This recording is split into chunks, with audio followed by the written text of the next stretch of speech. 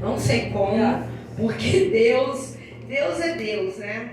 Ele me falou algumas palavras ao meu coração e eu espero consiga passar para a igreja, amém? Está lá na carta de Tiago, Novo Testamento, e Deus, ele é detalhista, né? Eu entrei por essas portas, dobramos o joelho e quando nós levantamos o louvor, falava da palavra que eu vou ministrar. Olha como que Deus é detalhista. Glória a Deus. Tiago 1, logo no início, gente, passou Hebreus, vem Tiago, Tiago 1, a partir do versículo 1 que diz assim: Tiago, servo de Deus e do Senhor Jesus Cristo, as 12 tribos dispersas entre as nações, saudações.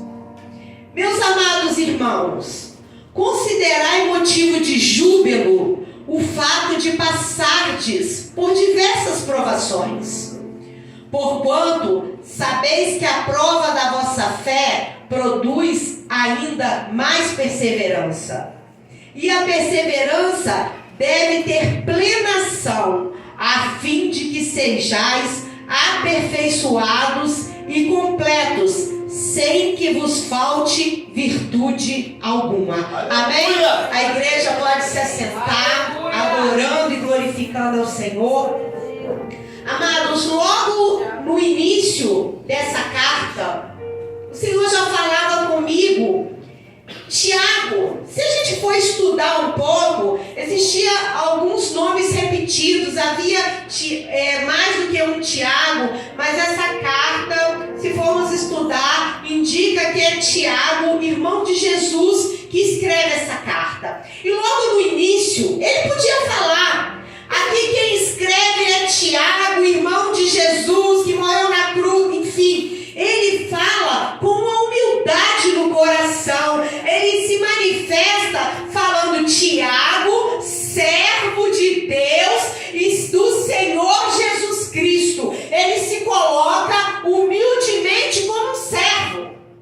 E ele, logo no início, o Senhor já falava comigo que o Senhor, ele exalta os humildes e abate os soberbos. E para que Tiago se apresentasse naquele momento ali como um servo de Deus, um servo do Senhor, humildemente diante de uma igreja, diante de um povo. E várias vezes ele fala: irmãos, irmãos, irmãos, se colocando junto com aquele povo, falando mais ou menos assim: você, meu irmão, o que você está passando, eu estou sentindo igual a você. A tua tribulação, a tua luta, eu também estou sentindo.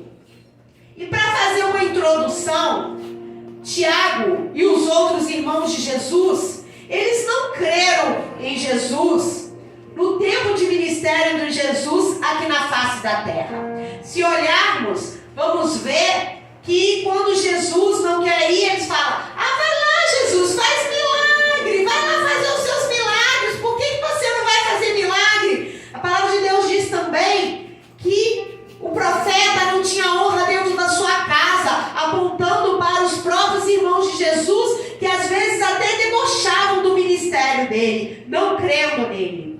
Mas o que fez Tiago mudar, se converter, sair dessa incredulidade? Lá em 1 Coríntios 15, 7, vem dar indicações que quando Jesus ressuscita, ele encontra com Tiago e com os demais discípulos. E creio eu que Tiago, a ter um encontro com Jesus ressurreto, Jesus ressuscitado, ele não podia ter mais dúvidas de que Jesus, o irmão dele, que veio em carne, era filho de um Deus vivo e todo-poderoso e Salvador. Aleluia! E ele passa a testemunhar para os demais irmãos.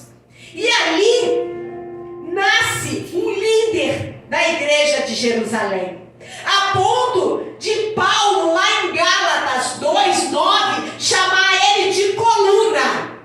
Não é qualquer um que é chamado de coluna, mas Tiago foi chamado de coluna. Se formos ler a Bíblia não relata como Tiago passou a sua vida ou como morreu. Mas Flávio Joséfo vem dizer que no ano de 62 depois de Cristo, ele foi apedrejado por ordem dos saduceus no Sinédrio. Clemente de Alexandria diz que ele foi jogado dos muros e bateram nele com porrete até a morte e ele morreu, orando e pedindo perdão, assim como Jesus perdoa eles, que eles não sabem como fazem.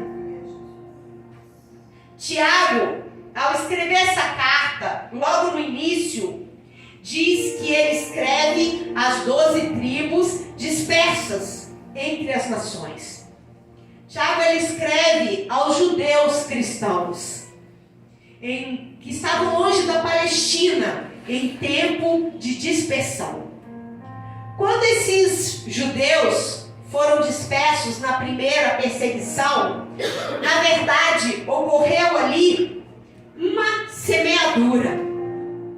Eles foram dispersos, frutos eram gerados, sementes eram lançadas e que germinaram e que deram frutos. Igrejas nasceram daquele propósito. E creio eu que era o propósito de Deus, porque em tudo há um propósito do Senhor. Se formos ver Tiago, ele escreve para um povo, como eu disse, cristãos judeus, rejeitados pelos gentios, rejeitados até pelo seu próprio povo, que não professavam a mesma fé, os seus compatriotas. Essa carta indica que aqueles cristãos eram muito pobres. E muitas vezes esses cristãos eram humilhados pelos ricos.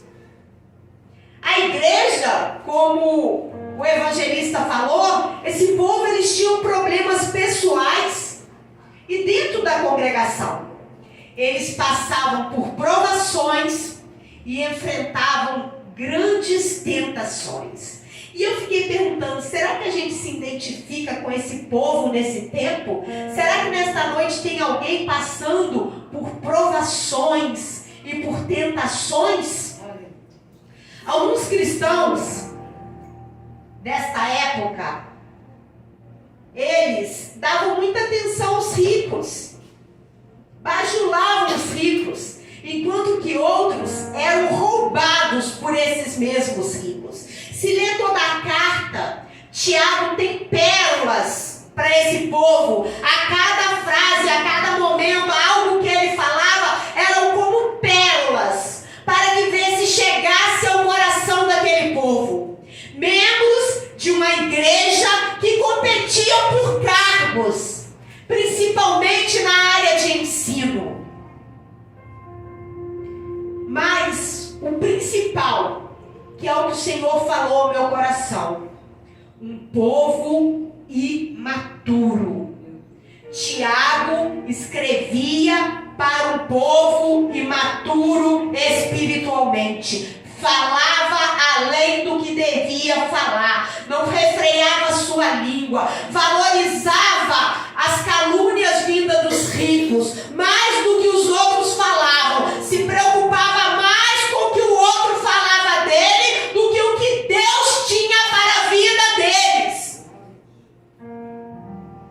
E Tiago, nesse capítulo, nesse número 1, ele vem nos impulsionar, digamos assim, a usar as provações, a usar as aflições, a usar a aflição exterior, a provação exterior e as aflições interiores da nossa alma, para que haja um amadurecimento e um crescimento espiritual na nossa vida.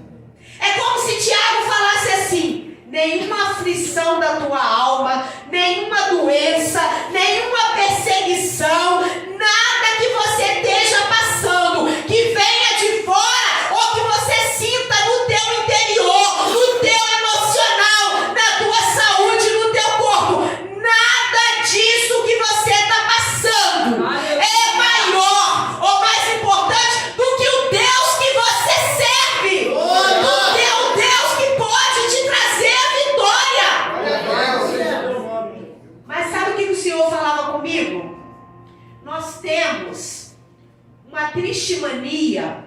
de achar assim.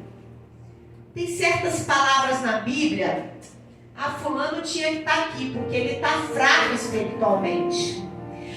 Fulano tinha que ouvir essa palavra, porque ele afastou da igreja, pelo que se levantou e se apresentou na vida dele.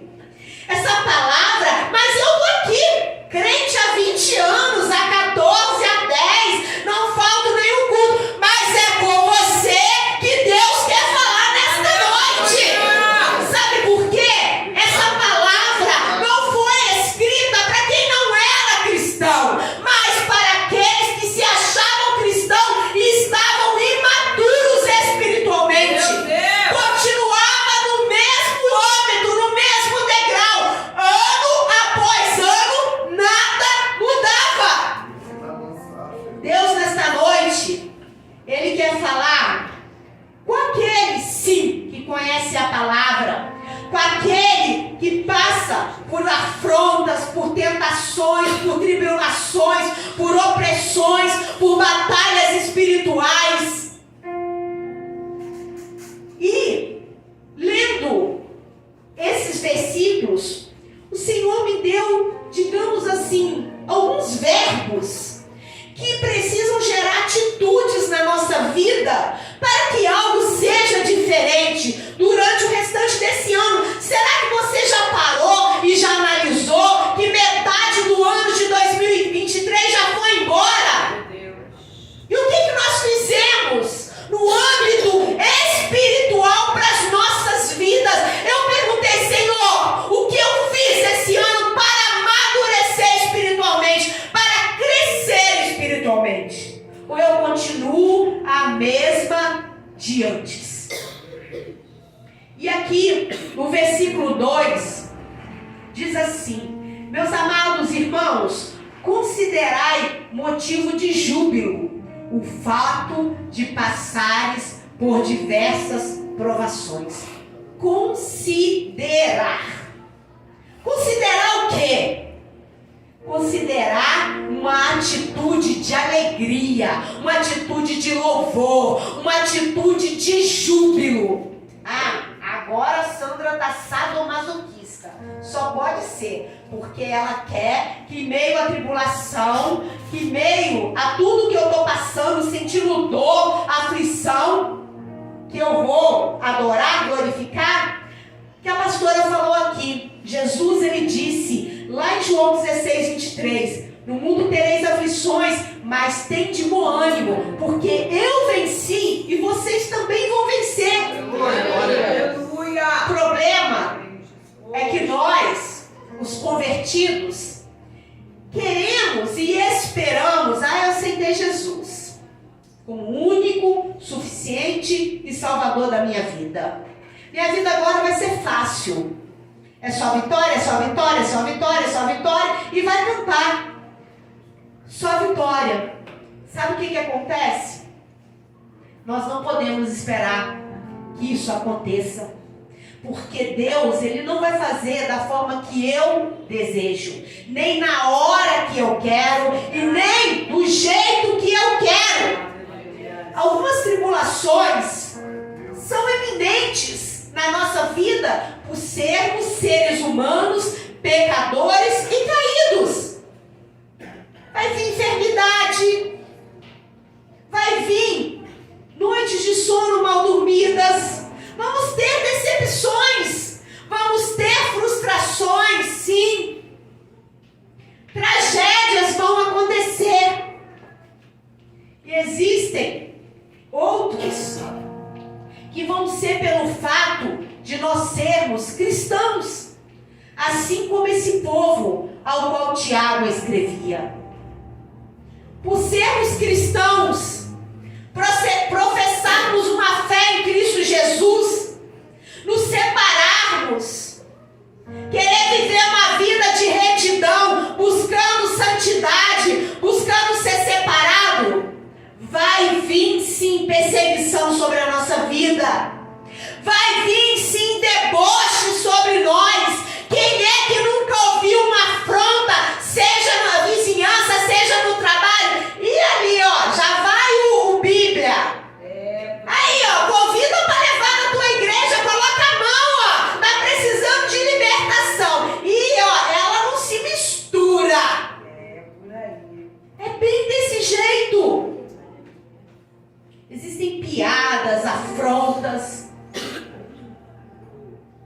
existe algo que a mídia não fala e que muitos não falam, existe a cristofobia.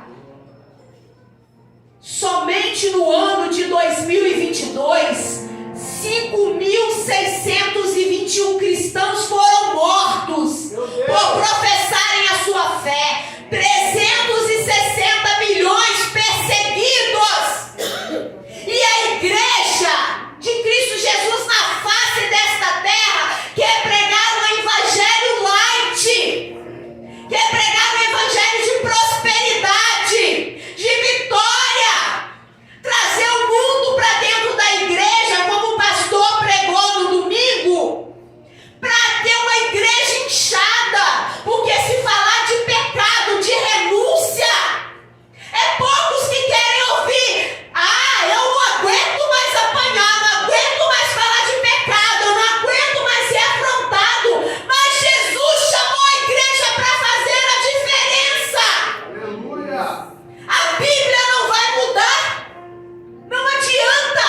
Pode o governo, pode ser o que for, fazer ideologia de gênero, fazer cashback para homem se dizer mulher. A Bíblia não vai mudar. E do mesmo jeito que o governo está afrontando a igreja, Deus abate qualquer governo, porque Ele é o Rei dos Reis. Hoje está no governo, amanhã não está mais. É tudo permissão de Deus para que a igreja se levante e faça a diferença nesse tempo. Glória! E assim, amados, como aqui diz, considerai, avalie se vale a pena mesmo murmurar diante da tribulação, sair da presença do Senhor, deixar de vir no culto, se apartar das orações. Ontem nós estávamos aqui, a obreira Charlene testemunhando do que Deus fez na vida dela. Nós ficamos lembrando quantos 4 anos de joelho dobrado toda terça-feira, orando por causas que o Senhor está respondendo agora. Aleluia! E muitos mais eu creio que o Senhor vai responder. Considerai que tudo que hoje você está passando, amanhã será o seu testemunho para edificar outras vidas.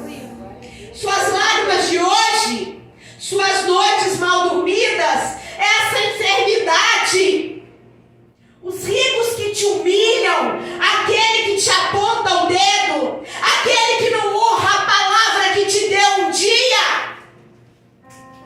Busque forças. Busque forças. Aleluia. No Senhor.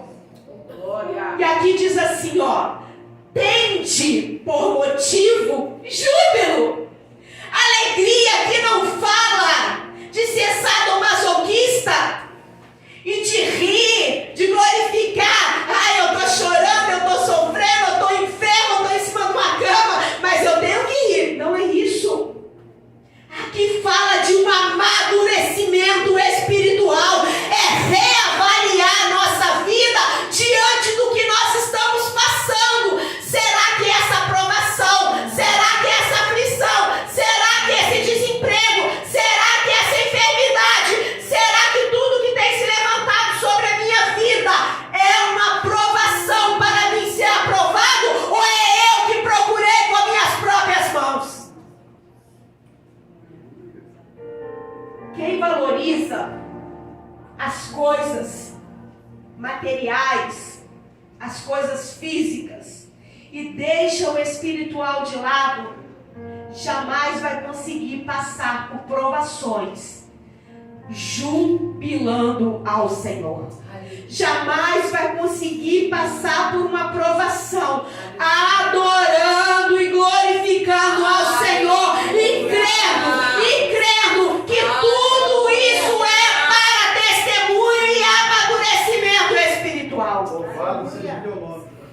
Mas o Senhor falava comigo: experimente na hora da provação, experimente na hora da luta, na hora do sofrimento, experimente a ter uma palavra profética profética. Pegue a palavra do Senhor e anuncie a palavra do Senhor. Apresente o tamanho do teu Deus para este problema. Problema, este é o meu Deus.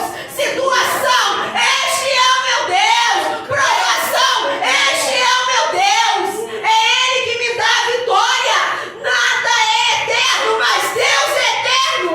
Não tem sofrimento, não tem deserto que não tenha fim. E no segundo versículo,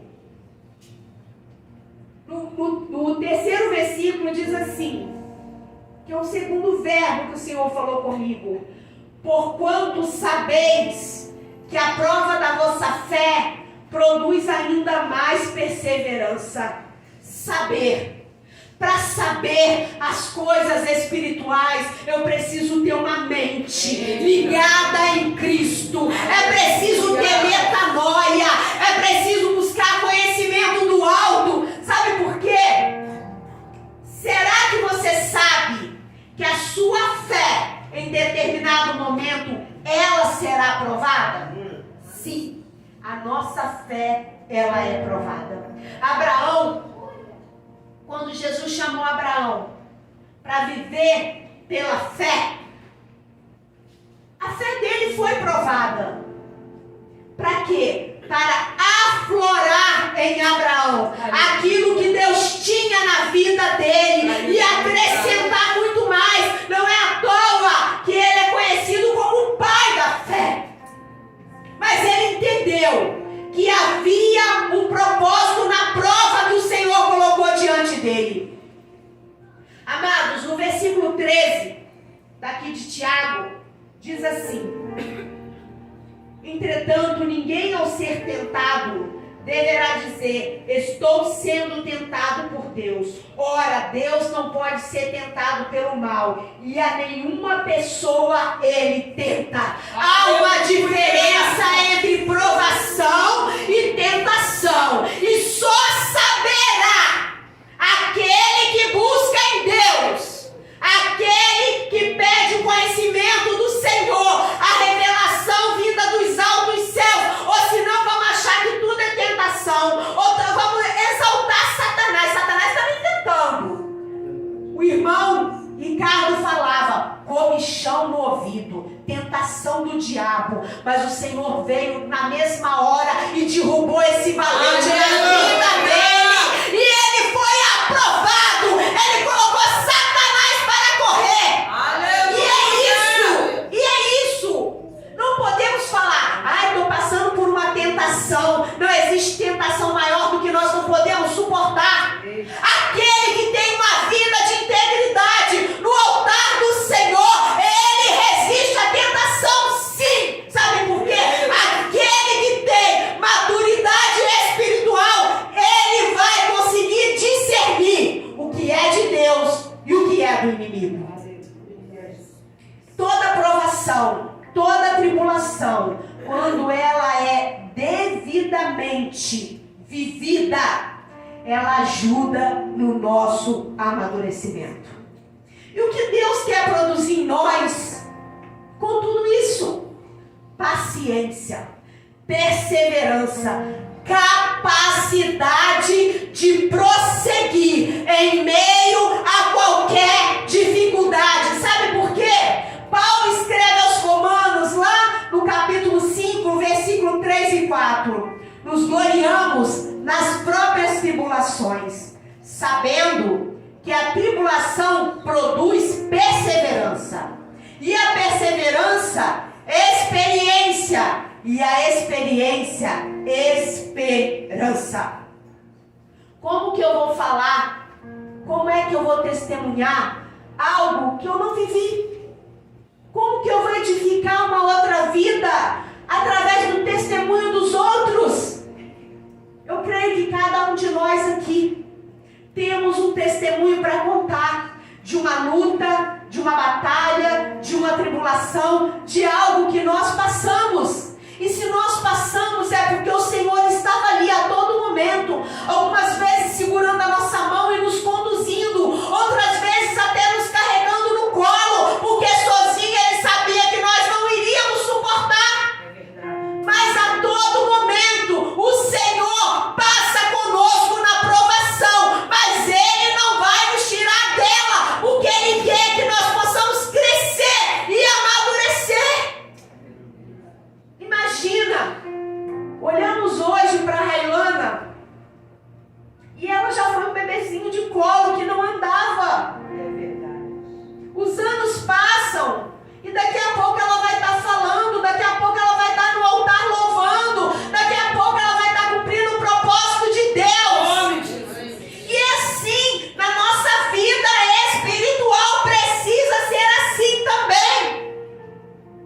Na Bíblia, a paciência não é uma aceitação do que nós estamos vivendo, mas é perseverar corajosamente, continuando, como diz a obreira Charlene, não desista, independente do que você está passando. A palavra é essa: não desista, persevere, prossiga, tenha paciência, tenha esperança, tire uma experiência de tudo isso.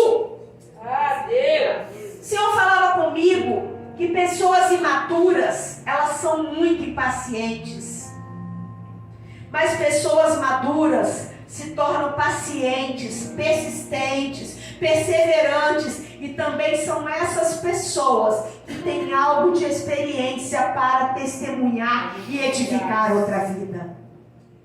Se existe uma chave para ativarmos as bênçãos do Senhor na nossa vida, seja paciente, perseverante, porque o Senhor é aquele que vai cumprir os propósitos e as promessas que Ele tem para a sua vida.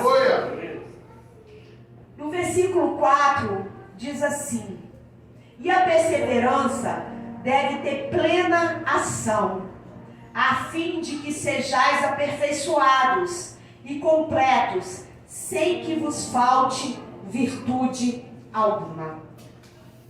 Amados, Deus, Ele não nos molda sem a nossa cooperação. Se resistirmos, Ele vai nos disciplinar, Ele vai até nos apertar, até que nós nos rendamos a Ele. Deus, Ele não contenta com um trabalho mal acabado ou inacabado. Deus, Ele quer realizar, como esse versículo diz, uma obra perfeita, e deseja que o produto final seja maduro, completo, acabado. Um vaso de honra e não um vaso rachado, quebrado, de desonra, que nada pode ser deitado dentro desse vaso. Como que o Senhor vai deitar unção? Como que o Senhor vai usar esse vaso se ele está inacabado, incompleto, imperfeito? É noite de libertação. É noite de algumas arestas sobre a nossa vida ser aparadas. É noite de maldição hereditária ser quebrada. É noite de palavras mal proferidas sobre a nossa vida cair por terra. É noite de projetos, propósitos, sonhos, chamados do Senhor se romper na nossa vida. É noite de impurezas que precisam sair da nossa alma, do nosso interior. Muitas vezes o vaso tem que passar pela água e pelo fogo, ser amassado, como a pastora já pregou, o barro tem impureza, tem que ser tirado, e assim sou eu e é você. Ah, pastor, eu quero ser usado. Seja um vaso na mão do oleiro, deixa ele te moldar, deixa ele te acabar, deixa ele tirar a impureza do teu coração e da tua vida. E amados, que não seja necessário mais um mês, um ano, virar num ciclo vicioso que nada muda, vira dia, vira mês, vira ano e tá tudo do mesmo jeito. Ou como o pastor pregou aqui há um tempo atrás, numa roda gigante, uma hora tá embaixo, uma hora tá em cima. Às vezes fica mais embaixo do que em cima. Oh, Senhor, precisamos aprender e amadurecer espiritualmente. Como a pastora falou, 7 anos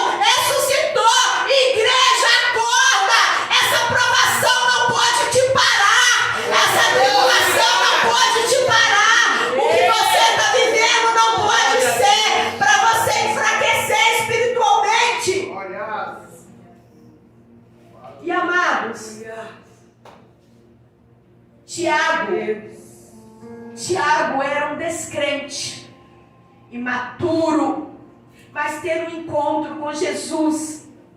Ao ter um encontro verdadeiro com Jesus, a vida dele foi transformada. A atitude dele mudou de uma forma dele ser um verdadeiro discípulo, um edificador de igreja. E se nós olharmos para a vida de Tiago, ele era muito mais do que isso. A ponto de Eusébio falar que o nome dele passou a ser conhecido, um apelido de joelhos de camelo, de tanto ele ficar ajoelhado orando. E eu fiquei imaginando o quanto esse homem clamava, o quanto esse homem orava, o quanto ele buscava a face do Senhor por uma igreja, por vida, por viúvas, para mudar uma história de um tempo que estava vivendo de grande perseguição. Sabe o que o Senhor falava comigo? Está difícil a provação que você está passando, e se a igreja passar por uma perseguição, quem é você? Deus. Quem é você? 2000 anos se passaram e nós estamos falando do legado que Tiago deixou para esse tempo. E o que eu e você vamos deixar para essa nova geração? E para continuar, no versículo 5 diz assim: se algum de vós tem falta de sabedoria, rogue a Deus, que a todos concede liberalmente com grande alegria. Todavia, peça com fé, sem qualquer sombra de dúvida, pois quem crê com reservas é semelhante à onda do mar, agitada e levada pelos ventos. Não imagine tal pessoa que assim receberá qualquer coisa alguma do Senhor, pois é vacilante, é inconstante em todos os seus caminhos. Eu não precisava nem comentar. Pedir. É preciso ter fé. É preciso ter um coração movido pela fé. Ore, clame, suplique. Peça, Senhor, me dá sabedoria, Senhor, porque eu não tenho sabedoria para viver a minha vida espiritual, Senhor. Eu não tenho sabedoria para cuidar dos meus filhos, eu não tenho sabedoria para lidar com meu marido, eu não tenho sabedoria para lidar com a minha mulher, eu não tenho sabedoria dentro do meu trabalho, eu não tenho sabedoria para cuidar das minhas finanças. E eu li uma frase que se aplica muito, eu acredito, o pastor, evangelista Marcelo, Roger, Robert, que mexe com peças, que diz assim: o conhecimento é a capacidade de montar coisas, enquanto que a sabedoria é a capacidade de desmontá-las e montá-las novamente. Somente aquele que tem uma verdadeira sabedoria. Amados, Salomão, ele já era muito sábio, porque ele podia pedir qualquer coisa para o Senhor, e ele falou: Senhor, eu quero sabedoria. Só um homem sábio verdadeiramente pede sabedoria. Você podia falar assim: mas eu estou passando por uma enfermidade, eu vou pedir a cura. Eu estou passando por uma pressão, eu vou pedir a libertação, livramento, escape, provisão. Mas saiba que a sabedoria, somente ela vai te ajudar a entender as circunstâncias pelo qual você está vivendo e tirar disso amadurecimento espiritual e crescimento dentro da obra do Senhor. Somente a sabedoria pode trazer isso. Tiago também, ele não diz que o cristão será salvo por suportar tribulação nem provação, com paciência, mas sim, lá no versículo 12, diz que nós seremos recompensados em Cristo Jesus por suportar todo tipo de provação. O versículo 12 diz assim: feliz é a pessoa que persevera na provação, porquanto após ter sido aprovada, receberá o prêmio da coroa da vida que Deus prometeu aos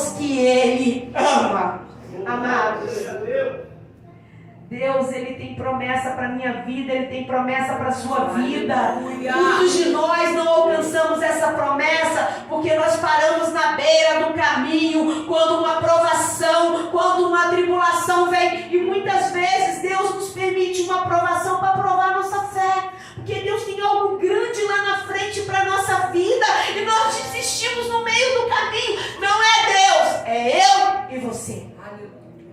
Aonde você estava há 1 ano atrás, há 2 anos atrás, quem sabe há 10 anos atrás, no âmbito espiritual, quem era você na presença do Senhor? Para concluir, o desafio do cristão é transformar a dor, a tribulação, a perseguição, a aflição no seu testemunho de fé, que glorifica ao Senhor. Mas não é parado, não é desanimado, não é reclamando, não é lamentando que vamos chegar a algum lugar. Para você usar desses verbos, é preciso agir, é preciso se movimentar. Não adianta. Entenda uma coisa, eu assistindo uma live que está sendo de oração 21 dias pelo Brasil, a Êxila falava que quando ela enterrou o filho dela, ela só pensava numa coisa: a maior dor eu estou sentindo, mas eu tenho uma esperança, a minha lágrima não está caindo no chão, Deus está colhendo cada uma delas, e o meu filho está na glória, e um dia eu vou encontrar com ele. Aonde está a nossa esperança? A W. Tozer diz assim: quando entendo que tudo o que está acontecendo comigo é para tornar-me mais como Cristo, isso resolve uma grande parte da minha crise de ansiedade. Que toda a raiz de ansiedade da nossa vida, que todo desejo de desistência, de fraqueza espiritual, o Senhor possa jogar por terra nesta noite, em nome de Jesus. A tribulação, a provação, isso aí que você está vivendo, essa dor, o desemprego, a perseguição, as calúnias, os ninhos de serpente que se fazem, que se levantam contra a nossa vida e muitas vezes nós nem entendemos. Isso aí é tudo para amadurecimento espiritual. É para que lá na frente, quando alguém chegar perto de você e estiver passando pelo mesmo problema, você vai ter uma palavra de coragem. Tenha paciência. Seja perseverante, porque eu passei por tudo isso e Deus me deu vitória. E hoje eu posso chegar aqui e falar para você que Deus vai te dar vitória. Deus lá na frente vai mostrar o para que você passou de tudo isso. O Senhor falava comigo. Moisés viveu 120 anos, dividido em 3 ciclos de 40 anos. 40 anos dentro de um palácio, mimado, ali, pensando que era filho de Faraó, príncipe. Mas não era o propósito que Deus tinha para a vida dele. Deus arrancou dele ali e levou ele para um deserto, 40 anos como? Cuidando de ovelhas do seu sogro. Porque somente cuidando de ovelhas ele seria aperfeiçoado.